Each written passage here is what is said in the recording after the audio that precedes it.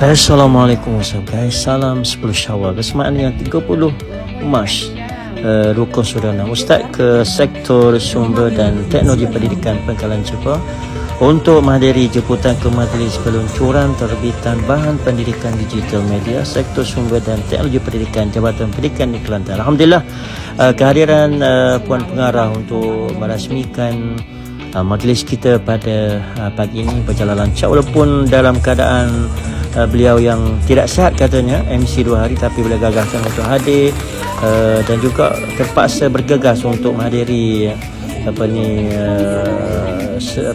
bersama Google Meet bersama Menteri Pendidikan. Ini juga sahabat Ustaz Cikgu Rehan, masya-Allah, antara juga merupakan host masa Ustaz bicara buku.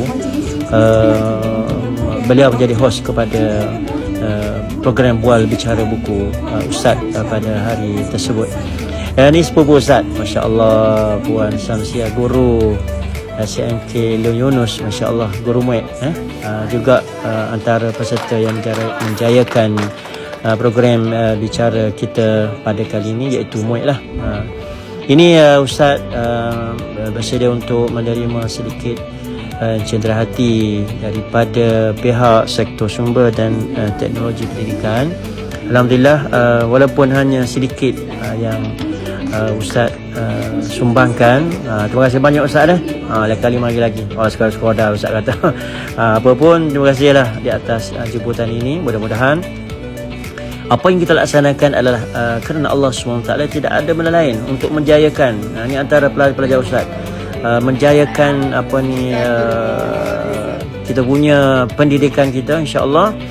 Mudah-mudahan ini bergambar bersama dengan Cikgu Rusmini dan Cikgu Syamimi lah juga pada Ustaz. Ini antara dia punya aktiviti lah masa yang berlangsung pada hari tersebut lah.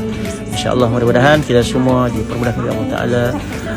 Wassalamualaikum warahmatullahi wabarakatuh, dan jumpa lagi. Mudah-mudahan kita boleh mengangkat martabat pendidikan negara.